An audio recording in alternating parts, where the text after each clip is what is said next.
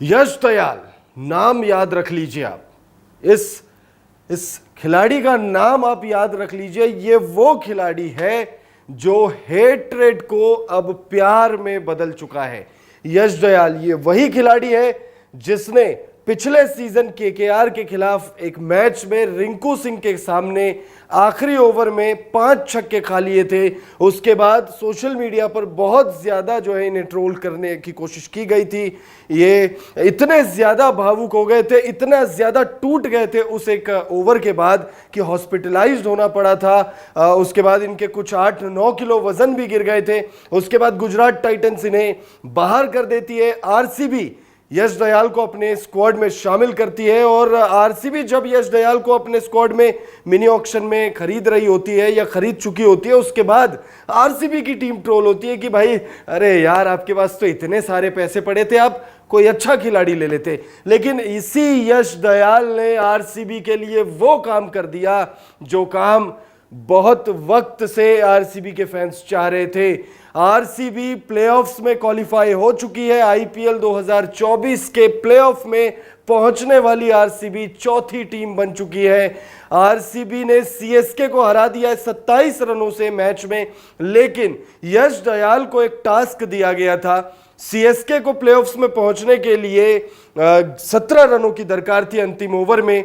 यश दयाल के हाथ में फाफ डू प्लेसिस ने गेंद थमाई और अंतिम ओवर जैसे ही यश दयाल करने आए तो एक बार फिर फैंस के मन में वो सवाल घूमने लगा कि क्या यश दयाल इस टास्क को पूरा कर पाएंगे, क्या यश दयाल वो वाला हाल तो नहीं कर देंगे आरसीबी का जो गुजरात टाइटंस के लिए उन्होंने किया था केकेआर के खिलाफ।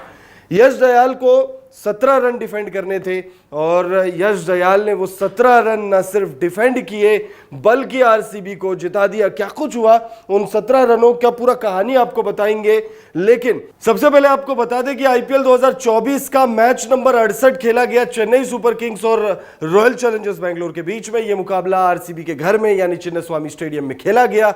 इस मुकाबले में पहले बल्लेबाजी करते हुए 218 रन आरसीबी की टीम बना लेती है। जैसे ही 218 रन बनाती है, एक सिनेरियो निकलकर सामने आता है कि सीएसके को इस मुकाबले में हर हाल में 201 रन बनाने हैं। वहीं आरसीबी को ना सिर्फ यह मुकाबला जीतना है बल्कि 200 से नीचे रखना है सीएसके को, तभी और सिर्फ तभी सीएसके को बाहर कर आरसीबी प्लेऑफ्स में एंट्री कर पाएगी। मैच चल रहा होता है, मैच जो है ऑन एंड ऑफ हो रहा होता है। अंतिम ओवर में आकर मैच जो है फंस जाता है और अंतिम ओवर में क्रीज पर मौजूद होते हैं रविंद्र जडेजा और महेंद्र सिंह धोनी। स्ट्राइक पर महेंद्र सिंह धोनी होते हैं। यश दयाल को ओवर दी जाती है, 17 रन डिफेंड करने हैं। पहली गेंद पर 6 लग जाता है। पहली गेंद पर जैसे ही 6 लग जाती है उसके बाद दूसरी गेंद काफी शानदार वो डालते हैं महेंद्र सिंह धोनी को और वो आउट कर देते हैं महेंद्र सिंह धोनी को। महेंद्र सिंह धोनी को आउट करने के बाद मैच में जैसे रोमांच जाग गई, आरसीबी के फैंस में जैसे एक नई ऊर्जा सी आ गई। लेकिन मैच जो है अभी भी फंसा हुआ है क्योंकि 2 गेंद बची हुई है और अंतिम 2 गेंद के किस्से पर आते हैं हम। कट्टू अंतिम 2 गेंदें और अंतिम 2 गेंदों पर चाहिए 10 रन। अंतिम 2 गेंदों पर चाहिए 10 रन और स्ट्राइक पर मौजूद है सर रविंद्र जडेजा। आईपीएल 2023 का फाइनल मुकाबला याद करिए, 2 गेंदों में 10 रन ही चाहिए थे। गुजरात टाइटंस सामने गेंदबाजी कर रही थी, मोहित शर्मा गेंदबाजी कर रहे थे और रविंद्र जडेजा ने अंतिम 2 गेंदों पर 10 रन लगाकर सीएसके को चैंपियन बना दिया था। लेकिन यश दयाल ने अंतिम 2 गेंदों में रविंद्र जडेजा को बॉल जो है कनेक्ट तक करने नहीं दिया और मैच जो है न सिर्फ आरसीबी के पक्ष में करा दिया बल्कि आरसीबी को प्लेऑफ्स में भी पहुंचा दिया। तो यश दयाल ये वो खिलाड़ी है जो ट्रोलर्स का ट्रोल झेलकर बैक खड़ा हुआ है। मैदान पर ना सिर्फ अपनी टीम के लिए हीरो बने हैं बल्कि टीम को प्लेऑफ्स में भी पहुंचा दिया है। यश दयाल के बारे में आप क्या कहना चाहेंगे?